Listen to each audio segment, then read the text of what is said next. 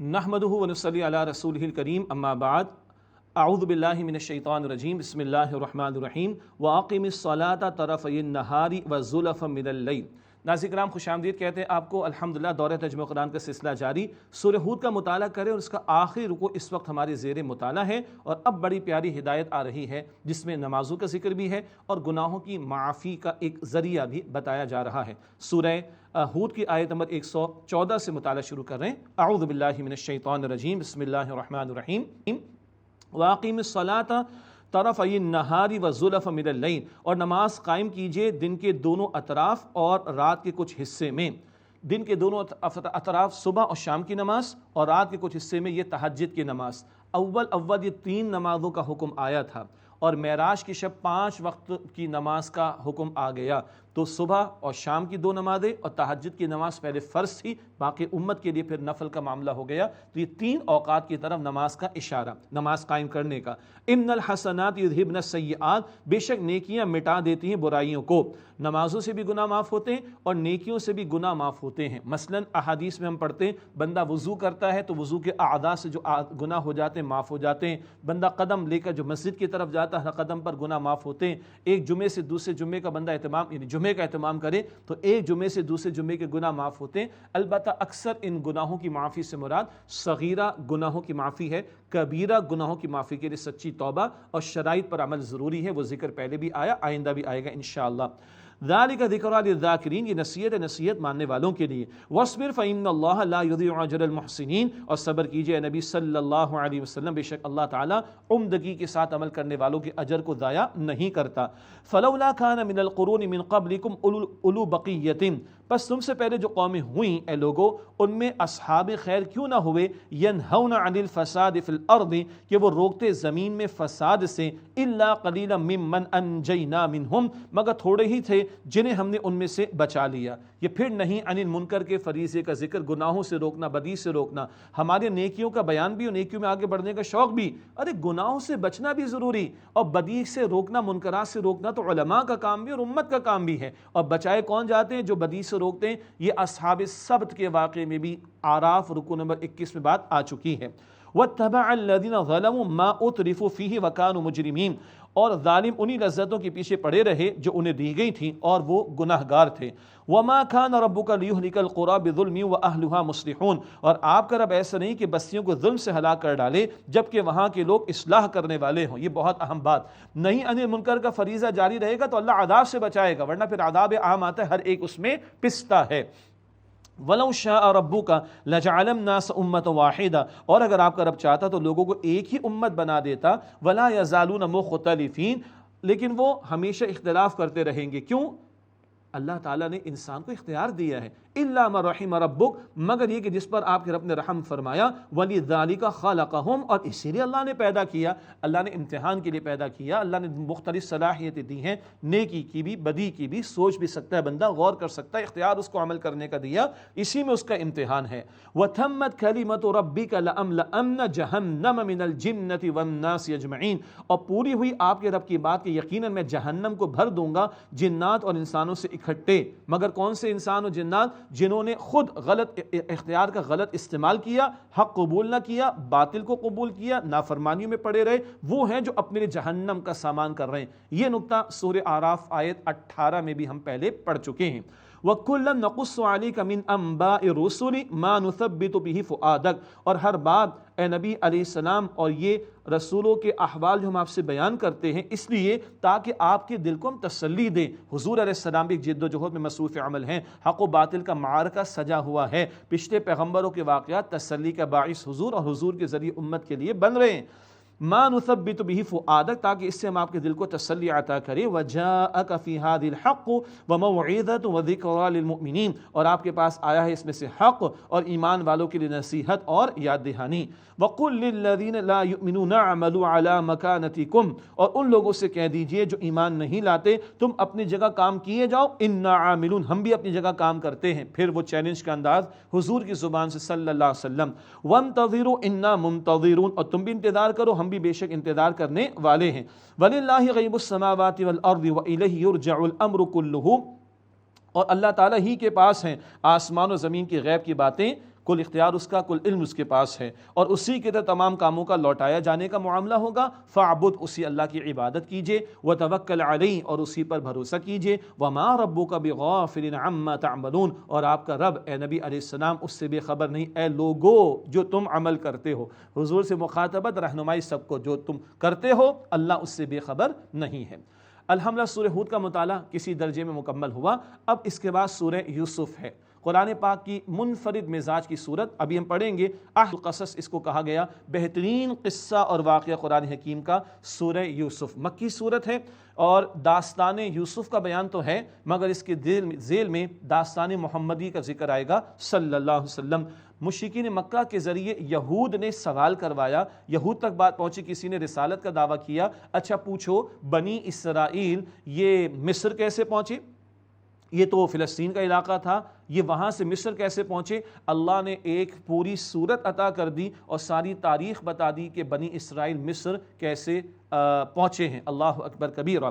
یہ ساری تفصیل ہے جو اس صورت میں ہمارے سامنے آئے گی، لیکن اس سورہ مبارکہ میں بالکل منفرد مزاج ہمیں ملے گا، اور بہت سارے واقعات، بڑی تیزی سے واقعات بدلیں گے، ہر دوسری آیت میں اگلا واقعہ، اگلا واقعہ، اگلا واقعہ۔ یہ اگر ہم دوسری انڈسٹری کی اصطلاح میں کہیں تو وہ الفاظ استعمال کرنا بے ادبی کی بات ہو جائے گی، لیکن سمجھانے کے لیے عرض کر رہا ہوں کہ واقعات بڑی تیزی کے ساتھ تبدیل ہوں گے، بہت کچھ آئے گا۔ مثال کے طور پر اس صورت میں ہم دیکھیں گے یہاں بادشاہوں کا ذکر بھی ہے، یہاں تاجروں کا ذکر بھی ہے، یہاں جانوروں کا ذکر بھی ہے، یہاں وزیروں کا ذکر بھی ہے، یہاں بری عورتوں کا تذکرہ بھی آئے گا، یہاں گمنامی کا بیان بھی ہے، شہرت کا بیان بھی ہے، غربت کا ذکر بھی ہے، عزت کا ذکر بھی ہے، ذلت کا بیان بھی ہے، صبر کا بیان بھی ہے، تقوی کا ذکر بھی ہے، دین کا بیان بھی آئے گا، دنیاوی امور کا ذکر آئے گا، توحید کی دعوت کا ذکر آئے گا، شرک کی نفی کا بیان آئے گا، سیرتیں افراد کی وہ بیان ہوں گی، لوگوں کے کریکٹرز کا ذکر آئے گا، انسانی نفسیات کا ذکر آئے گا، خوابوں کی تعبیر کا بیان آئے گا، سیاست اور حکومت کی بات آئے گی، ریاست کے معاملات کو چلانے کی بات آئے گی، ہارڈ ٹائمز آئیں تو سچویشن کو اجتماعی معاملات میں کیسے ٹیکل کرنا ہے یہ ذکر بھی آئے گا، معاشی تدبیروں کا بیان بھی آئے گا، حسن اور عشق کی باتیں بھی آئیں گی، زہد اور تقوی کا تذکرہ بھی آئے گا۔ یہ بہت کچھ ہے جو اس صورت میں ہمارے سامنے آ رہا ہے۔ آئیے اس کا آغاز کرتے ہیں۔ بسم اللہ الرحمن الرحیم، سورہ یوسف۔ الف لام را، حروف مقطعات۔ تلک آیات الکتاب المبین، یہ روشن کتاب یعنی قرآن پاک کی آیات ہیں۔ انا انزلناہ قرآنا عربیا لعلکم تعقلون، بے شک ہم نے اسے عربی زبان میں قرآن کو نازل کیا، ہم نے اس قرآن کو عربی زبان میں نازل کیا تاکہ تم سمجھو۔ اول جن کے درمیان میں قرآن پاک نازل ہوا وہ عربی کو جانتے تھے، اور ان کے ذریعے جب امت بنی، آج ہم تک پہنچ گیا، ہم ترجمہ تشریح سے بھی بنیادی طور پر قرآن پاک کا پیغام سمجھ سکتے ہیں۔ پھر اللہ توفیق عطا فرمائے قرآن پاک کی زبان کو بھی سیکھیں۔ اللہ نے سمجھنے کے لیے، غور و فکر کرنے کی دعوت دی ہے۔ کیوں قرآن عطا ہوا عربی زبان میں؟ تاکہ تم سمجھو۔ نحن نقص علیک احسن القصص بما اوحینا الیک ھذا القرآن، اے نبی صلی اللہ علیہ وسلم ہم آپ پر بہترین قصہ بیان کرتے ہیں، اس لیے کہ ہم نے یہ قرآن حکیم آپ کی طرف وحی فرمایا ہے۔ وَإِن كُنْتَ مِن قَبْلِهِ لَمِنَ الْغَافِلِينَ، اور یقیناً اس سے پہلے تو آپ ناواقف لوگوں میں سے تھے۔ یہ صدیوں پرانی واقعات اتنی تفصیل سے اللہ آپ کو عطا فرما رہا وحی کے ذریعے، اور آپ کی زبان مبارک سے جاری ہونا آپ کی رسالت کی صداقت کی دلیل ہے۔ اذ قال یوسف لأبیہ یا ابتی انی رأیت احد عشر کوکبا والشمس والقمر رأیتہم لی ساجدین، یاد کیجئے جب یوسف علیہ السلام نے اپنے والد سے عرض کی کہ اے میرے ابا جان یعقوب علیہ السلام، بے شک میں نے 11 ستاروں اور سورج اور چاند کو خواب میں دیکھا کہ میں انہیں اپنے لیے سجدہ کرتا ہوا پاتا ہوں۔ سجدہ کر رہے ہیں، اللہ اکبر۔ قال یا بنی لا تقصص رؤیاک علی اخوتک فیکیدوا لک کیدا، یعقوب علیہ السلام نے فرمایا کہ میرے پیارے بیٹے اپنے خواب کو اپنے بھائیوں سے بیان نہ کرنا کہ وہ تمہارے بارے میں کوئی چال نہ چلیں۔ اللہ اکبر۔ ہاں، یعقوب علیہ السلام کی ایک بیوی سے 10 بیٹے، ان بیوی کا انتقال ہو گیا تھا، اور یعقوب علیہ السلام کی دوسری بیوی سے 2 بیٹے ہیں، یوسف علیہ السلام اور ان کے چھوٹے بھائی بن یامین، یہ ذکر آگے بھی آئے گا انشاءاللہ۔ تو اپنے بھائیوں سے بیان نہ کرنا کہ وہ تمہارے بارے میں کوئی چال چلیں گے۔ ان الشیطان للانسان عدو مبین، بے شک انسان کا کھلا دشمن ہے شیطان، اتنا بڑا دشمن کہ پیغمبر کے بیٹوں کے درمیان بھی حسد ڈالنے کی کوششیں کر ڈالے۔ میری اور آپ کی حیثیت اور اوقات کیا ہے؟ اللہ سمجھا رہا ہے کہ چوکنا رہنا شیطان کے بارے میں۔ وَكَذَلِكَ يَجْتَبِيكَ رَبُّكَ ويعلمك من تأويل الأحاديث ويتم نعمته عليك وعلى آل يعقوب، اور تمہارا رب اسی طرح تمہیں چن لے گا اور تمہیں سکھائے گا باتوں کی تعبیر کا علم، جس میں خوابوں کی تعبیر بھی شامل، اور تم پر اپنی نعمت کو پورا فرمائے گا، اور وعلی آل یعقوب، اور آل یعقوب پر بھی نعمت کو پورا فرمائے گا، کما اتمها علی ابویک من قبل ابراہیم و اسحاق، جیسے اس سے پہلے تمہارے باپ دادا ابراہیم اور اسحاق علیہ السلام پر نعمت کو پورا کیا، یعنی اللہ نبوت بھی عطا فرمائے گا۔ ان ربک علیم حکیم، بے شک اللہ تمہارا رب علم والا ہے، حکمت والا ہے۔ لقد کان فی یوسف و اخوتہ آیات للسائلین، بے شک یوسف علیہ السلام اور ان کے بھائیوں کے اس واقعے میں سوال کرنے والوں کے لیے کھلی نشانیاں، جو غور و فکر کرنا چاہیں، رہنمائی لینا چاہیں معاملات زندگی کے لیے، انفرادی امور کے لیے، اجتماعی معاملات کے لیے، اخلاقی تدابیر کے لیے، کریکٹر بلڈنگ کے لیے، تربیت کے لیے، دعوت کے اصول، بہت کچھ ہے سوال کرنے والوں کے لیے کھلی نشانیاں ہیں۔ اذ قالوا لیوسف واخوہ احب الی ابینا منا ونحن عصبہ، جبکہ ان بھائیوں نے کہا کہ ضرور یوسف اور اس کا بھائی ہمارے ابا کو ہم سے زیادہ پیارے ہیں، جبکہ ہم تو ایک قوی جماعت ہیں، ہم بس 10 بڑے ہیں۔ مشین تو نہیں تھی اس زمانے میں، تو افرادی قوت کی اہمیت ہوتی تھی۔ یوسف اور بنیامین تو چھوٹے تھے، جو ان کے چھوٹے بھائی بنیامین، تو ہم 10 اور ہمارے مقابلے میں ابا ان کو جو ہے توجہ دیتے ہیں۔ بہرحال ان دونوں کی جو والدہ تھی، بلکہ یوسف علیہ السلام اور ان کے بھائی کی جو والدہ تھی، ان کا انتقال بھی ہو گیا تھا۔ یہ وضاحت دوبارہ ہم کر لیتے ہیں کہ ان کی والدہ کا انتقال ہو گیا تھا، یہ تھے بھی چھوٹے، تو یوسف علیہ السلام اور بنیامین کی طرح یعقوب علیہ السلام کی توجہ کا معاملہ زیادہ رہا کرتا تھا۔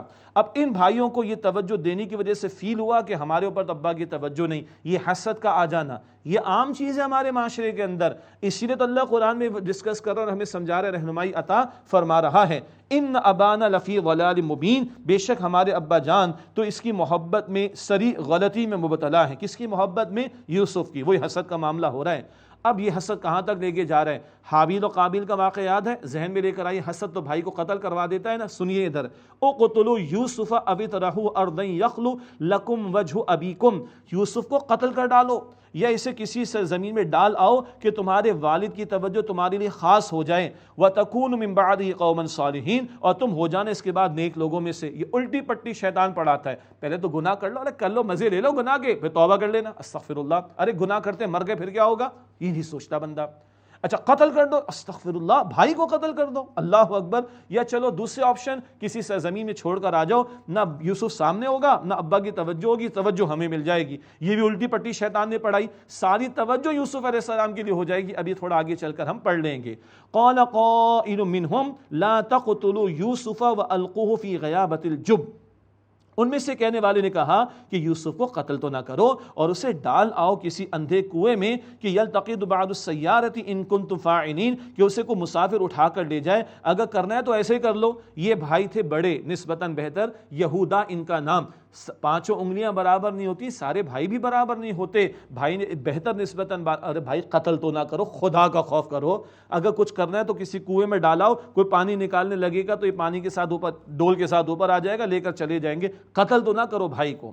اب یہ جیسے میں نے عرض کیا تھا، واقعات تیزی کے ساتھ بدلیں گے، بار بار باتیں آگے بدلتی چلی جائیں گے۔ والد کے پاس آ گئے، قالوا یا ابانا ما لک لا تأمنا علی یوسف وانا له لناصحون، کہنے لگے اے ہمارے ابا جان، آپ کو ہوا کیا ہے؟ آپ یوسف کے بارے میں ہمارا اعتبار نہیں کرتے، اور بے شک ہم تو اس کے خیر خواہ ہیں۔ اب وہ پلان بنا کر آئے نا، تو کچھ نہ کچھ تو گڑبڑ لگ رہی ہے، چہرے کچھ بتا دیا کرتے ہیں، آپ تو ہماری بات ماننے کو تیار نہیں ہیں، حالانکہ ہم تو اس کے خیر خواہ ہیں یوسف کے۔ ارسلہ معنا غدا یرتع ویلعب وانا لہ لحافظون، کل آپ اسے ہمارے ساتھ بھیج دیجئے، وہ جنگل میں چل کر ہمارے ساتھ کھائے اور کھیلے کودے، اور بے شک ہم اس کی حفاظت کرنے والے ہیں۔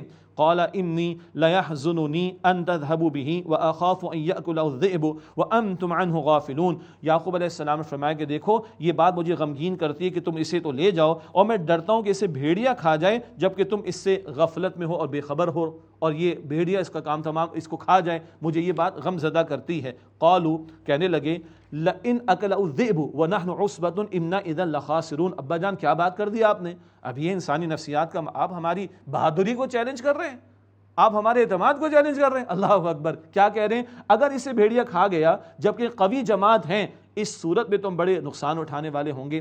فلما ذهبوا به واجمعوا ان يجعلوا في غيابة الجب، پھر جب وہ اسے لے گئے، ابا نے اجازت تو دے دی، پھر جب وہ اسے یعنی یوسف علیہ السلام کو لے گئے اور ان لوگوں نے اتفاق کیا کہ ان کو اندھے کنویں میں ڈال دیں، وَأَوْحَيْنَا إِلَيْهِ لَتُنَبِّئَنَّهُمْ بِأَمْرِهِمْ هَذَا، اور ہم نے ان یوسف علیہ السلام کی طرف وہی الہام کے معنی میں، ظہور نبوت بعد میں ہوگا، یہ الہام کرنا، ہم نے ان کی طرف وہی بمانا الہام کیا کہ تم انہیں اے یوسف ضرور اس کام کو ضرور بتاؤ گے. وَهُمْ لَا يَشْعُرُونَ، اور وہ جانتے بھی نہیں ہوں گے. وہ وقت آئے گا تم بتاؤ گے کہ تمہارے بھائیوں نے تمہارے ساتھ کیا کیا تھا، مگر ان کو اندازہ بھی نہیں ہوگا. وَجَاءُوا أَبَاهُمْ عِشَاءً يَبْكُونَ، اور اندھیرا پڑے رات ہوتے ہی وہ اپنے والد کے پاس روتے ہوئے آ گئے. قَالُوا يَا أَبَانَا إِنَّا ذَهَبْنَا نَسْتَبِقُ وَتَرَكْنَا يُوسُفَ عِندَ مَتَاعِنَا فَأَكَلَهُ الذِّئْبُ، کہنے لگے اے ہمارے ابا جان، ہم تو لگے دوڑنے آگے نکلنے کو، ہم ریس لگا رہے تھے، کمپٹیشن میں لگ گئے ایک دوسرے کے ساتھ، اور ہم نے یوسف کو اپنے سامان کے پاس چھوڑ دیا، اسے بھیڑیا کھا گیا. وما انت بمؤمن لنا ولو كنا صادقین، اور آپ تو ہماری بات کو ماننے والے ہیں ہی نہیں، چاہے ہم کتنے ہی سچے کیوں نہ ہوں. یہ نا دال میں کالے کا معاملہ، تو ٹون بتا دیتی کچھ گڑبڑ ہے. وجاءوا علی قمیصہ بدم کذب، اور وہ ان کی قمیص پہ جھوٹا خون لگا کر لے آئے. قال بل سولت لکم انفسکم امرا، یعقوب علیہ السلام نے فرمایا کہ بلکہ تمہارے دلوں نے ایک بات گھڑ لی ہے. بڑا مہذب قسم کا بھیڑیا تھا، پوری صحیح سالم قمیص لے کر آیا. یعنی یوسف کو بھیڑیا کھا گیا تو کیا اس نے ٹیشو پیپر کے طور پر استعمال کیا تھا قمیص کو کہ خون کے دھبے لگے ہوئے؟ ارے اگر اسے یوسف علیہ السلام پر معاذ اللہ حملہ کیا ہوگا تو قمیص سالم رہ سکتی تھی. کیا تم باتیں کر رہے ہو؟ اللہ اکبر. فصبر جمیل، بس صبر ہی اچھا ہے. واللہ المستعان علی ما تصفون، اور تم جو کچھ بیان کرتے ہو اس پر اللہ تعالیٰ سے ہی مدد چاہتا ہوں. معاملہ کس کے حوالے؟ اللہ سبحانہ وتعالیٰ کے حوالے.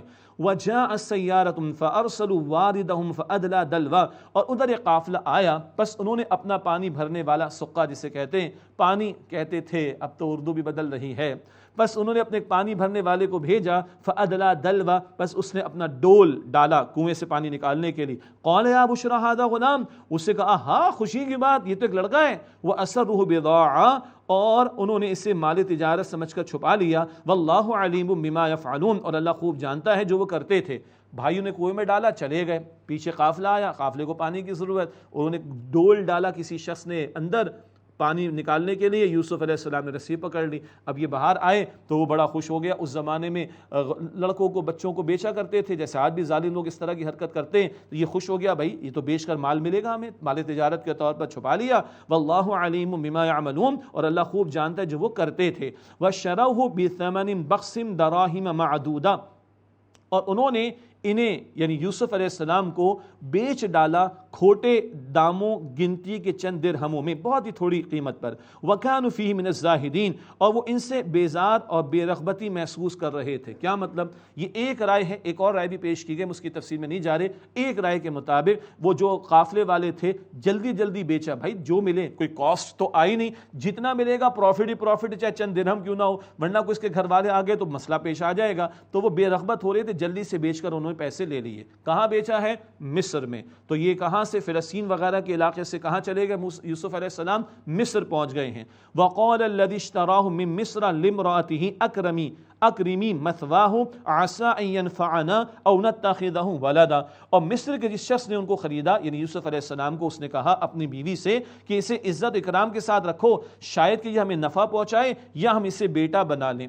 یہ شخص عزیز تھا، عزیز ٹائٹل تھا، وزیر ہائی اپس میں سے تھا، وزیر کا گھرانہ ہے، شاید کوئی اولاد نہیں ہوگی تو اس نے اپنی بیوی سے کہا شاید اس کو ہم بیٹا ہی بنا لیں. وَكَذَلِكَ مَكَّنَّا لِيُوسُفَ فِي الْأَرْضِ، اور اسی طرح ہم نے یوسف کو سرزمین مصر میں جگہ عطا فرمائی. اللہ اکبر. وَلِنُعَلِّمَهُ مِن تَأْوِيلِ الْأَحَادِيثِ، اور تاکہ ہم انہیں باتوں کی تعبیر کا علم سکھائیں. باتوں کی تعبیر میں خوابوں کی تعبیر بھی ہے، ڈیسیشن میکنگ بھی ہے، معاملہ فہمی بھی ہے، سب کچھ شامل ہے. واللہ غالب علی امرہ، اور اللہ تعالیٰ اپنے کام پر غلبہ رکھنے والا ہے. ولکن اکثر الناس لا یعلمون، لیکن اکثر لوگ علم نہیں رکھتے. کہاں؟ فلسطین وغیرہ کے علاقے سے حضرت یوسف علیہ السلام کو مصر اللہ نے پہنچا دیا، اور پہنچایا بھی کہاں؟ ایک عزیز یعنی بڑے وزیر کے گھر میں. ولما بلغ اشدہ، اور جب یوسف علیہ السلام اپنی قوت کو پہنچے یعنی پختہ عمر جوانی کو پہنچے، آتیناہ حکما و علما، ہم نے انہیں حکم اور علم عطا کیا. اب ظہور نبوت کا معاملہ، وحی کا آغاز. وَكَذَلِكَ نَجْزِي الْمُحْسِنِينَ، اور اسی طرح عمدگی کے ساتھ عمل کرنے والوں کو بدلہ دیتے ہیں. وَرَاوَدَتْهُ الَّتِي هُوَ فِي بَيْتِهَا عَن نَفْسِهِ وَغَلَّقَتِ الْأَبْوَابَ وَقَالَتْ هَيْتَ لَكَ. اور یوسف علیہ السلام کو اس عورت نے، اب یہ جوان ہو گئے یوسف علیہ السلام، اسی عزیز کے گھر میں ہے، اس کی بیوی جس کا معروف نام ہمارے بیان کیا جاتا ہے زلیخا. بہرحال عزیز کی بیوی نے فرمایا، قرآن حکیم نے اس عورت نے پھسلایا وہ کہ جس کے گھر میں تھے، انہیں ان کے نفس کی حفاظت سے برائی کی دعوت دی اور دروازے بند کر دیے، اور وقالت ہیت لک، اور بولی کہ آ جلدی کر. قال معاذ اللہ، انہوں نے فرمایا اللہ کی پناہ. پیغمبر کا تو ایمان کا عالم کیا ہوتا ہے، اگر پیغمبر بھی اللہ تو ہی بچا سکتا ہے. قال معاذ اللہ، فرمایا کہ اللہ کی پناہ. انہ ربی احسن مثوائی، بے شک وہ میرا رب ہے، اس نے مجھے بہت عمدہ مقام عطا کیا ہے. یہ ایک ترجمہ اور ترجمانی، اللہ کی طرف توجہ کا معاملہ. وہ میرا رب بہت عمدہ، اس نے مجھے مقام عطا کیا ہے. انہ لا یفلح الظالمون، بے شک ظالم فلاح نہیں پاتے. وَلَقَدْ هَمَّتْ بِهِ، اور بے شک اس عورت نے ارادہ کیا برائی کا. وَهَمَّ بِهَا لَوْلَا أَن رَأَىٰ بُرْهَانَ رَبِّهِ، اور وہ بھی ارادہ کرتے اگر یہ نہ ہوتا کہ اپنے رب کی دلیل کو دیکھ لیتے. پیغمبروں میں جذبات اور احساسات ہوتے ہیں، اللہ کی خاص عنایت بھی ہوتی ہے، اور ایمان کی انتہائی کیفیت بھی ہوا کرتی ہے. اللہ حفاظت بھی فرماتا ہے. وَهَمَّ بِهَا لَوْلَا أَن رَأَىٰ بُرْهَانَ رَبِّهِ، اور وہ بھی اس بات کا ارادہ کرتے اگر یہ نہ ہوتا کہ وہ اپنے رب کی دلیل کو دیکھ لیتے. سب سے بڑھ کر تو اللہ کا خوف اور رب کی دلیل. اس کو بعض مفسرین نے ذکر کیا کہ کوئی خاص نشانی دکھائی گئی ہے، اور اس کو بھی دیکھ کر یوسف علیہ السلام کو ایک احساس کا معاملہ رہا ہے، اور اللہ تعالیٰ نے حفاظت فرمائی. كَذَلِكَ لِنَصْرِفَ عَنْهُ السُّوءَ، اسی طرح ہم نے ان سے پھیر دی برائی. وَالْفَحْشَاءَ، اور بے حیائی کی بات اللہ نے حفاظت فرمائی. إِنَّهُ مِنْ عِبَادِنَا الْمُخْلَصِينَ، بے شک وہ ہمارے چنے ہوئے بندوں میں سے تھے. وَاسْتَبَقَ الْبَابَ وَقَدَّتْ قَمِيصَهُ مِنْ دُبُرٍ، اور وہ دونوں دروازے کی طرف دوڑے. کیوں؟ یوسف علیہ السلام وہاں سے جانے کے لیے، بچائیں اپنے آپ کو عورت گناہ کی دعوت پر اصرار کرنے کے لیے. وَقَدَّتْ قَمِيصَهُ مِنْ دُبُرٍ، اور اس عورت ان کی قمیص پھاڑ دی پیچھے کی جانب سے. وَأَلْفَ يَا سَيِّدَهَا لَدَى الْبَابِ، اور دونوں کو اس خاتون کا شوہر دروازے کے پاس مل گیا. قَالَتْ مَا جَزَاءُ مَنْ أَرَادَ بِأَهْلِكَ سُوءًا إِلَّا أَنْ يُسْجَنَ أَوْ عَذَابٌ أَلِيمٌ. کہنے لگی اس کی سزا کیا ہے جس سے تیری بیوی کے ساتھ برا ارادہ کیا، سوائے اس کی کہ اس کو قید کر دیا جائے یا دردناک عذاب دیا جائے. اللہ اکبر کبیرہ. چالاک ہوشیار عورت تھی، اور پینتیرا فوراً بدلا اور معاذ اللہ الزام ڈال دیا یوسف علیہ السلام پر. قال هي راودتني عن نفسي وشهد شاهد من اهلها، یوسف علیہ السلام نے فرمایا کہ اس عورت نے مجھے میرے نفس کی حفاظت سے پھسلانے کی کوشش کی. خاموش نہیں رہے، اگر الزام لگے تو جواب دے رہے ہیں. اس عورت نے مجھے میرے نفس کی حفاظت سے پھسلانے کی کوشش کی اور گواہی دی. اس عورت کے گھر والوں میں سے ایک گواہ نے، اور یہ بہت ہی کچھ سمجھدار شخص تھا، تفصیلات تفاسیر میں دیکھیے گا، اس نے بڑی قیمتی گواہی دی. کیا؟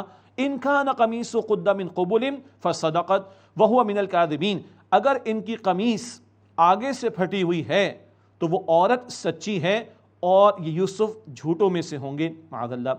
وَإِن كَانَ قَمِيصُ قُدَّ مِن دُبُرٍ، اور اگر ان کی قمیص پیچھے سے پھٹی ہوئی ہے فَكَذَبَتْ، تو اس عورت نے جھوٹ بولا. وَهُوَ مِنَ الصَّادِقِينَ، اور یوسف سچوں میں سے ہیں. فَلَمَّا رَأَىٰ قَمِيصَهُ قُدَّ مِن دُبُرٍ قَالَ إِنَّهُ مِن كَيْدِكُنَّ، تو جب ان کی قمیص پیچھے سے پھٹی ہوئی دیکھی تو اس شخص نے کہا، عزیز نے، کہ یہ تم عورتوں کا فریب ہے. إِنَّ كَيْدَكُنَّ عَظِيمٌ، بے شک تمہارا فریب بہت بڑا ہے. بہرحال عورتوں کا فتنہ تو ہے مردوں کے لیے، اور حضور نے فرمایا کہ میں نے اپنی امت کے لیے سب سے بڑا فتنہ چھوڑا، وہ عورتوں کا فتنہ ہے مردوں کے لیے، اس میں کوئی شک نہیں. البتہ یہ جملہ اس شخص کا ہے، اس شخص کا جملہ ہے کہ جس نے اپنی بیوی کا یہ طرز عمل دیکھ کر یہ بات کہی ہے. إِنَّ كَيْدَكُنَّ عَظِيمٌ، بے شک تمہارا فریب بہت بڑا ہے. ضمناً ایک بات، قمیص یوسف علیہ السلام کی زیر گفتگو ہے اور دلیل بھی سامنے آ گئی. قمیص پیچھے سے پھٹی ہوئی دیکھی تو اس عورت ہی کی شرارت کا معاملہ تھا. اس عورت کے گھر والوں میں سے کسی نے گواہی دی ہے، بڑی سمجھداری کی بات کی، بات کلیئر ہو گئی. یہاں عورت کی قمیص کا کوئی ذکر نہیں آ رہا. معاذ اللہ معاذ اللہ معاذ اللہ، اگر کوئی اقدام یوسف علیہ السلام کی طرف سے ہوا ہوتا تو اثرات عورت کی قمیص اور کپڑوں پر بھی ہوتے کہ نہیں؟ قطعاً کچھ ایسا نہیں. تو یہ ایک اور پوشیدہ شہادت ہے یوسف علیہ السلام کی عفت اور پاک دامنی کے تعلق سے. یوسف اعرض عن ھذا، اے یوسف اس معاملے کو جانے دو. واستغفری لذنبک، اور اے عورت تو اپنے گناہ کی بخشش مانگ. انکی کنت من الخاطئین، بے شک تو ہی خطا کاروں میں سے ہے. یہاں خود اس بندہ یہ جو عزیز تھا اس عورت کا شوہر، اس کی موجودگی ہی میں یہ سارا معاملہ کلیئر ہو گیا۔ خطا یوسف علیہ السلام کی نہیں، خطا اس کی اپنی بیوی کی تھی، اور ابھی اس نے کہا کہ بھائی یوسف معاملے کو تم ذرا جانے دو۔ بڑے گھرانے کے معاملات ہیں نا، اور یہ بڑے گھرانے کے معاملات چھپے ڈھکے نہیں رہتے، کم سے کم جو ہائی اپس کی کمیونٹیز ہوتی ہیں وہاں باتیں چلی جاتی ہیں۔ چنانچہ یہ بات چلی گئی اور دائیں بائیں کے بڑے گھرانوں کی عورتوں میں چیمگوئیاں شروع ہو گئیں، اور ان کی طرف سے اس عورت پر الزام تراشی کا معاملہ آ گیا کہ عجیب عورت ہے، اپنے غلام کو اس نے پھسلانے کی کوشش کی ہے، عجیب عورت ہے۔ اس عورت نے بھی ایک برا طرز عمل اختیار کیا، یہ اس وقت کی سوسائٹی کا ایک نظارہ ہے جو قرآن کریم رکھ رہا ہے۔ لیکن پھر کیا ہوا، اس عورت نے، عزیز کی بیوی نے ایک دعوت پر عورتوں کو بلایا، اور پھر وہاں کیا کچھ ہوا یہ ذکر آپ کے سامنے رکھیں گے انشاءاللہ تعالی ایک وقفے کے بعد۔ ناظرین ملاقات ہوتی ہے ایک وقفے کے بعد، سلسلہ جاری رہے گا دور قرآن کا۔ السلام علیکم ورحمۃ اللہ وبرکاتہ۔